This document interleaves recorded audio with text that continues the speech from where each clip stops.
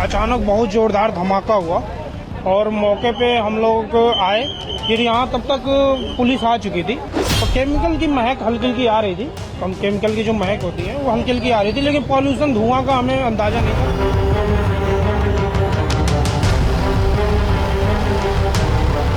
राजधानी दिल्ली में बीती शाम उस समय हड़कंप मच गया जब इजरायली दूतावास के पास अचानक धमाका हुआ।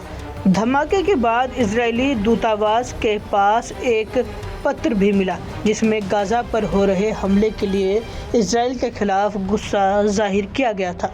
बता दें कि 26 दिसंबर को इजरायली दूतावास के पास हुए विस्फोट के बाद केंद्रीय एजेंसियों ने आज घटनास्थल का दौरा किया और एनआईए और एनएसजी आदि सभी एजेंसियां इस घटना की जांच में जुट गई है। साथ ही फॉरेंसिक विभाग की टीम ने डॉग स्क्वाड के साथ जांच शुरू कर दी। इस विस्फोट के बाद इजराइल की तरफ से बयान सामने आया है। इजराइल का कहना है कि दूतावास के पास विस्फोट संभवतः एक हमला हो सकता है। हम 5 बजे केबिन में बैठे हुए थे और अचानक बहुत ज़ोरदार धमाका हुआ और मौके पे हम लोग आए। फिर यहाँ तब तक पुलिस आ चुकी थी, यहाँ पे पुलिस थी। हम लोग भी अपने वहाँ ऑफिस के बाहर से खड़े होकर देख रहे थे और केमिकल की महक हल्की हल्की आ रही थी। केमिकल की जो महक होती है वो हल्की हल्की आ रही थी, लेकिन पॉल्यूशन धुआं का हमें अंदाजा नहीं था, क्योंकि पॉल्यूशन की वजह से धुआं का पता नहीं चल पाया। लेकिन साउंड बहुत जोरदार था, बहुत तेज था। क्या कोई इंजर्ड वगैरह तो नहीं हुआ था? पुलिस क्या सर? कोई घायल वगैरह तो नहीं सर, कोई घायल की सूचना तो उस टाइम कोई नहीं था। वहाँ पे हम लोग को घायल की कोई सूचना नहीं मिल पाया। तो अचानक बहुत जोरदार धमाका हुआ और मौके पे हम लोग आए।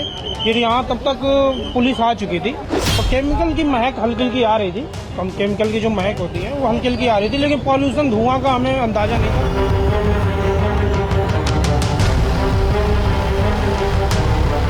राजधानी दिल्ली में बीती शाम उस समय हड़कंप मच गया जब इजरायली दूतावास के पास अचानक धमाका हुआ।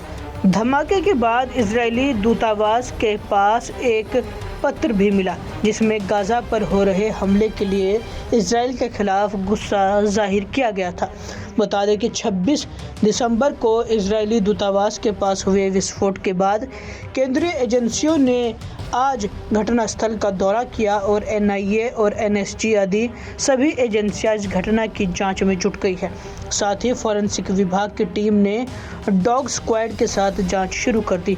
इस विस्फोट के बाद इजराइल की तरफ से बयान सामने आया है। इजराइल का कहना है कि दूतावास के पास विस्फोट संभवतः एक हमला हो सकता है।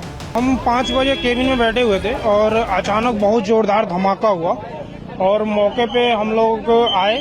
फिर यहाँ तब तक पुलिस आ चुकी थी, यहाँ पे पुलिस थी। हम लोग भी अपने वहाँ ऑफिस के बाहर से खड़े होकर देख रहे थे और केमिकल की महक हल्की हल्की आ रही थी। केमिकल की जो महक होती है वो हल्की हल्की आ रही थी, लेकिन पॉल्यूशन धुआं का हमें अंदाजा नहीं था, क्योंकि पॉल्यूशन की वजह से धुआं का पता नहीं चल पाया। लेकिन साउंड बहुत जोरदार था, बहुत तेज था। क्या कोई इंजर्ड वगैरह तो नहीं हुआ था? पुलिस क्या सर? कोई घायल वगैरह तो नहीं सर, कोई घायल की सूचना तो उस टाइम कोई नहीं था। वहाँ पे हम लोग को घायल की कोई सूचना नहीं मिल पाया।